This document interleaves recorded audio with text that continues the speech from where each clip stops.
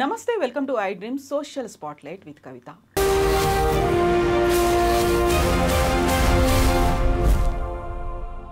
తెలుగు రాష్ట్రాల్లో అఘోరీకి సంబంధించి బోల్డ్ అన్ని వార్తలు వినిపించాయి, చూస్తూ వచ్చాము. అందులో విచిత్రమైనటువంటి వాదనలు కూడా కనిపించాయి.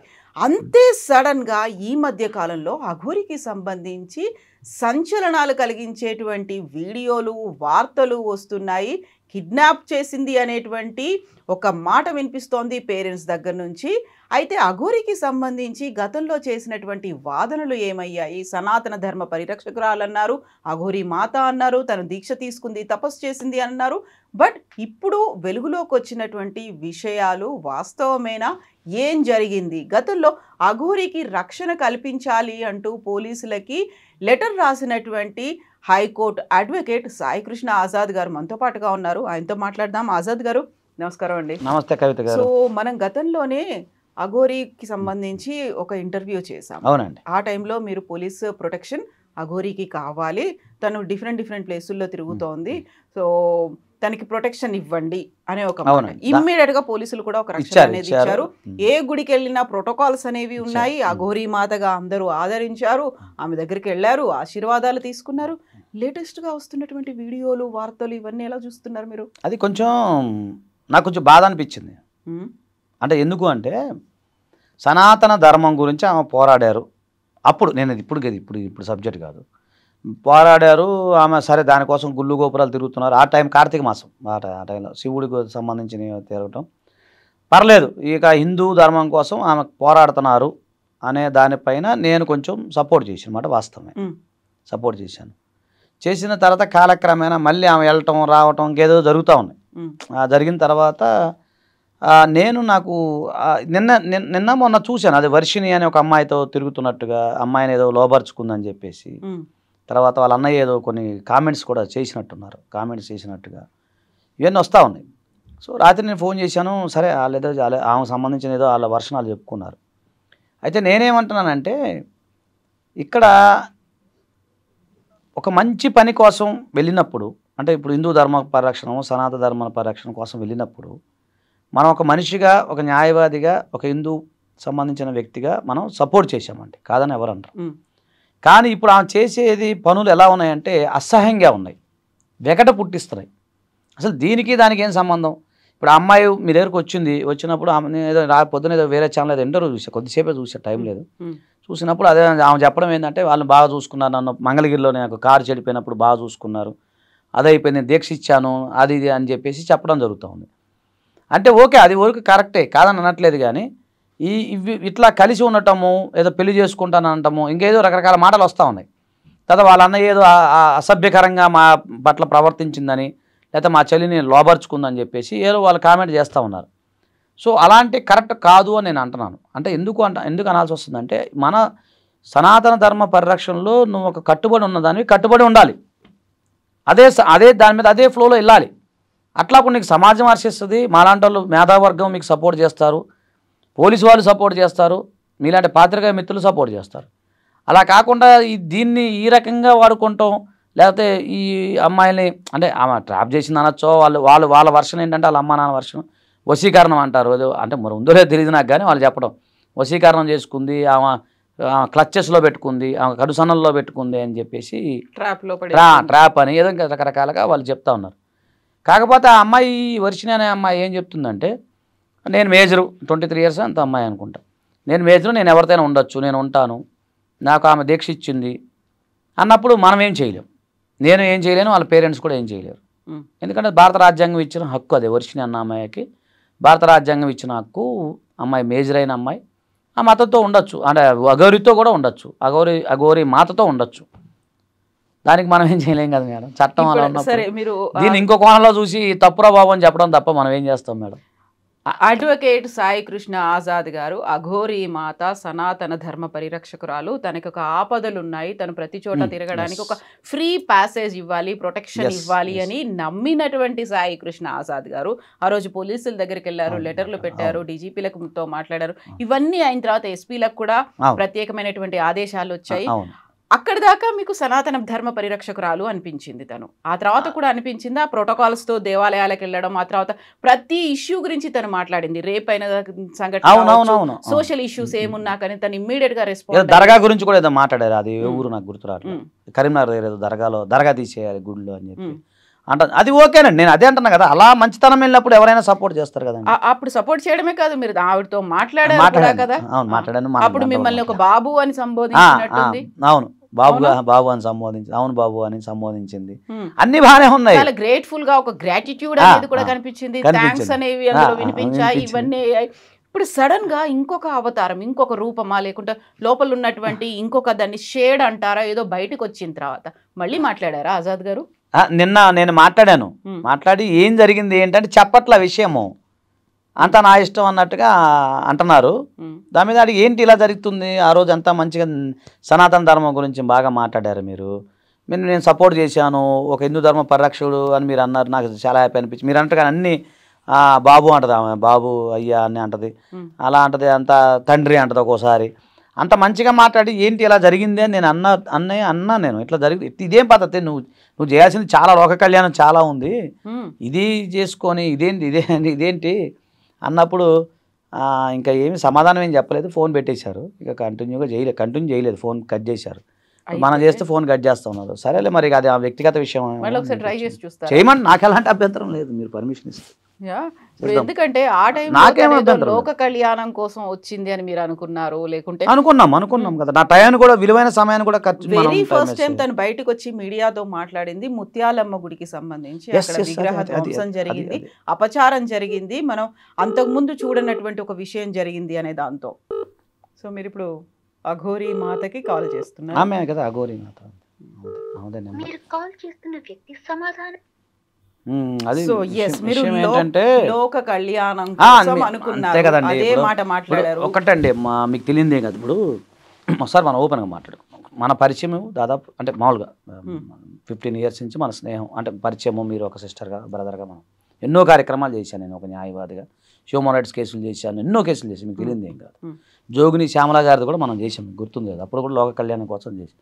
అట్లనే ఇది కూడా లోక కళ్యాణం కోసం నా టైం విలువైన సమయాన్ని నేను కేటాయించి మేము అసలు మంగళగిరి వెళ్ళి, నేను విజయవాడ వెళ్ళి, మా ఇంటికి వెళ్ళి, అక్కడి నుంచి అక్కడికి వెళ్ళి అన్నీ తిరిగి ఇక్కడ కుదిరితే మంచిర్యాల మా జూనియర్ని పంపించి నా సొంత ఖర్చులతో సపోర్ట్ చేశాం. అది 100% వాస్తవమే. కానీ అది లోక కళ్యాణం కోసం, హిందూ ధర్మ పరిరక్షణ కోసం, సనాతన ధర్మం కోసం ఆమె చేసే ప్రయత్నంలో నా వంతు కర్తవ్యంగా నేను సపోర్ట్ చేశాను. అంతవరకు బాగుంది, సమాజం కూడా హర్షించింది, నన్ను కూడా అందరూ మెచ్చుకున్నారు, అంత బాగొల్లింది. ఇప్పుడు ఇలాంటి పనులు చేస్తే నేను సపోర్ట్ చేయను, మీరు అవునన్నా కాదన్నా చేయను. ఇప్పుడు ఎవరినైతే ఆ వర్షిణి అనే అమ్మాయిని తీసుకెళ్ళింది అఘోరి అంటున్నారా, ఆ కుటుంబానికి మీరు రక్షణగా ఉంటారా? వాళ్ళకి తల్లి నేను ఓపెన్ చెప్తాను, ఒక సిస్టర్, మీరు నాకు సిస్టర్, మీరు రికార్డ్ చేసుకోండి అవుతోంది. సూపర్. వర్షిణి తల్లిదండ్రులు వచ్చి నా దగ్గరికి వచ్చి అయ్యా ఇట్లా జరిగిందయ్యా అంటే 100% ఉచిత న్యాయ సహాయం నేను అందిస్తాను. అఘోరి మీ దగ్గరికి రాలేదు, మీరే తనకి చెయ్యాలి అన్నారు. అఘోరి వచ్చి హెల్ప్ అడిగిందా మిమ్మల్ని? ఎప్పుడు? ఆ సందర్భంలోనా? ఆ సందర్భంలో. అప్పుడు ఆ సందర్భంలో ఏం జరిగిందంటే, అంటే నేను అంటే అఘోరి రాలేదు, అఘోరి తరపున ఒక ప్రముఖ జర్నలిస్ట్ గారు, పేర్లు చెప్పకూడదు, మీరు అడగకూడదు, నేను చెప్పకూడదు, ఒక XY జర్నలిస్ట్, ఆయన మంచి ఫ్రెండ్, అన్న అంటున్నాను. మా మధ్య కన్వర్సేషన్లో ఇలా ప్రాబ్లం అవుతుందన్న, అంటే మాది విజయవాడ కదా, ఆంధ్ర కదా, అక్కడ సంబంధించిన ఒక సీనియర్ జర్నలిస్టు, మంచి ఆయన, ఎప్పటి నుంచో మనకు బాగా పరిచయం, మంచిగా ఒక సందర్భంలో కన్వర్సేషన్ వచ్చింది మా ఇద్దరి మధ్య. అది ఆజాదన్న ఎంతోమందికి హెల్ప్ చేసి పెడుతున్నావు కదా నువ్వు, ఎంతోమంది సాయం చేస్తున్నావు కదా, ఇక అఘోరికి ఇట్లా మొన్న దాడి జరిగిందంట, సో ఇలా భయపడుతుంది మన ఆంధ్ర రావడానికి, అంటే మామూలుగా ఆయన చెప్పిన మాట చెప్తున్నాను, నేను చెప్పేది ఆ తిరగడానికి భయపడుతుంది. యాక్చువల్గా ఇక్కడ అఘోరిని బాగా చూసుకున్నారు, ఇక్కడ వరకు ఆమె ఎవరినే మళ్ళీ. ఎక్కడ ప్రాబ్లం అయింది, ఎక్కడ టోల్ గేట్ దగ్గర, ఏదో టోల్ గేట్ అండి అది, ఎక్కడ కొవ్వూరు దగ్గర, XYZ ఏరియాలో, అనకాపల్లి దగ్గర, ఎక్కడో టోల్ గేట్ దగ్గర ఆమె మీద ఎవరో ప్రయత్నం చేశారు, కొట్టడమా లేకపోతే నెట్టడం అయితే జరిగింది. మళ్ళీ అక్కడ ఆ ఏరియా అంతా కోస్టల్ బెల్ట్ కదా, దాంట్లో కార్తీక మాసం, చాలా ద్రాక్షారామం అన్నీ ఉంటాయి కదా, శ్రీకాళహస్తి దాకా వెళ్ళాలి ఆమె. సో ఇవన్నీ ఉన్నాయి కదా, మీరు అందరికి ఎంతోమందికి హెల్ప్ చేసి పెట్టారు మానవతా దృక్పథంతో, మీరు హెల్ప్ చేస్తారా అన్నాడు. ఖచ్చితంగా చేస్తాను, సనాతన ధర్మం కోసం చేస్తాను, నాకు కూడా అంటే మంచి పనే కదా అని నేను అన్న తర్వాత ఆయన నెంబర్ ఫార్వర్డ్ చేశాడు ఆయన. అప్పుడు ఆ నెంబర్ లేదు నా దగ్గర, నేను జస్ట్ వీడియోలో చూస్తాను అంతే. వెంటనే మళ్ళీ నేను ఫోన్ చేశాను, అప్పుడు ఎత్తింది. ఫోన్ చేస్తే చెప్పారు, ఆయన కూడా చెప్పినట్టున్నాడు నా గురించి. ఆమె వెంటనే ఎత్తింది, నా నెంబర్ కూడా ఉన్నట్టుంది, మరి ఏదో ఎత్తింది. తండ్రి అంది. ఇంకా అప్పటి నుంచి నేను మాట్లాడుకుంటా. ఆమె అసలు ముందు పేరు తెలియాలి కదా, ఆమె పేరు ఏదో ఉంది అసలు పేరు, ఆ పేరు ఆమె ఎక్కడ ఏ ఊరు అని తెలియాలి కదా. మనం ఒక డ్రాఫ్ట్ తయారు చేసేటప్పుడు ఒక పిటిషన్ తయారు చేసి జస్ట్ అఘోరియన్ రాయలేం కదమ్మా, అఘోరియన్ రాయలేం కదా. శ్రీనివాసన్ రాశారు అప్పుడు. ఇక మీరు అనకూడదు చెప్తా, ఆల్రెడీ అనే ఛానల్స్లో ఉంది అవి. అది రాసి దాని తర్వాత ఇది ఎలా జరిగింది ఏదైతే అన్ని మనం డ్రాఫ్ట్ చేసేటప్పుడు మరి వివరాలు రాయాలి కదా. అప్పుడు నేను కొన్ని వివరాలు అడిగిన, ఎక్కడ ఏంది ఏం జరిగింది, ఎక్కడ ఊరికి వెళ్తున్నారు, మీ ప్రయాణం ఎంత ఊరికి వెళ్తున్నారు అంటే అర్థమైంది. శ్రీకాళహస్తి ఊరికి వెళ్తానని చెప్పింది. మిగతా ఇవన్నీ కూడా ఆమె వేరే వేరే పుణ్యక్షేత్రాలు ఎక్కడెక్కడికి వెళ్ళాలి ఏంటి ఇవన్నీ కూడా ఆమె చెప్పడం జరిగింది. సో ఏంటంటే మనం హ్యూమన్ రైట్స్ ప్రకారంగా అలాగే దానికి సంబంధించి రక్షణ కల్పించాలని చెప్పేసి మనం అప్పుడు పిటిషన్ రాసాం. తర్వాత నాకున్న దాంట్లో చేయటం వల్ల అప్పుడు ఆ రోజు స్పందించారు, అందరూ స్పందించారు. చక్కగా రక్షణ పోర్ట్ఫోలియో బాగా జరిగింది. ఆమె యొక్క ప్రయాణం చాలా బాగా జరిగింది, అది అందరికీ తెలిసిన విషయమే. దాంట్లో కూడా చాలామంది నన్ను కొంతమంది మిత్రులు, మీడియా మిత్రులు కానీ మన ఫ్రెండ్స్ కానీ అందరూ అప్రిషియేట్ చేశారు. అది ఆమె కూడా బాగా అప్రిషియేట్ చేసింది. తండ్రి బాగా హెల్ప్ చేసి పెట్టావయ్యా, నువ్వు చాలా మంచిగా ఉండాలి, అంతా మీ కుటుంబం బాగుండాలి. అప్పటి నుంచి మా రిలేషన్ మంచిగా ఉంది. నేను ఎప్పుడు ఫోన్ చేసినా ఎత్తాను. తర్వాత వేరే సిద్ధ స్వామి ఎవరు ఒక ఆయన మన దానికి కూడా వచ్చారు. అప్పుడు కూడా నేను ఆయనతో కూడా మాట్లాడిస్తే చక్కగా కమ్యూనికేషన్ బాగుంది. మన దాంట్లో కూడా ఉంది అది వీడియో. అప్పుడు కూడా ఆయన కూడా సపోర్ట్ చేశారు ఇండైరెక్ట్గా.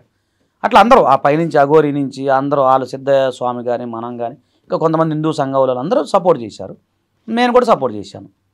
అంతవరకు ఓకేనండి. ఇప్పుడు ఒక మంచి పని కోసం వెళ్తే సపోర్ట్ చెయ్యాలి, మనం మన ధర్మం మన వృత్తి. కానీ ఇప్పుడు మీకు అర్థమైంది అది లోక కళ్యాణం కోసం కాదేమో, ఎందుకంటే అక్కడ ఇంకొక షేడ్ ఏదో కనిపిస్తోంది. అది షేడ్ కాస్త వీడియోల రూపంలో బయటకు వచ్చింది, చర్యల రూపంలో కనిపిస్తోంది. కాబట్టి అదే తల్లి నేను ఏమంటున్నానంటే, ఇప్పుడు అందరూ ఎలా ఆలోచిస్తారు నేను కూడా అదే ఆలోచిస్తా, నా మైండ్ అంతే కదా. ఇప్పుడు మీరు ఎలా ఆలోచిస్తారు నేను అలాగే ఆలోచించాలిగా. ఇప్పుడు మరి ఆ హర్షిని పేరెంట్స్ వర్షిని హర్ష పర్లేదు, వర్షిని హర్ష ఇద్దరు మంగళగిరేగా వాళ్ళు వస్తే మంగళగిరి అంటే వాళ్ళు ఉండేది. ఒకవేళ ఈ వీడియో చూసి వస్తే నేను ఖచ్చితంగా వాళ్ళకి హెల్ప్ చేసి పెడతాను, నేను సిద్ధంగా ఉన్నా. అసలు ముందు ఏం జరిగిందో వాట్ తెలియాలి కదా.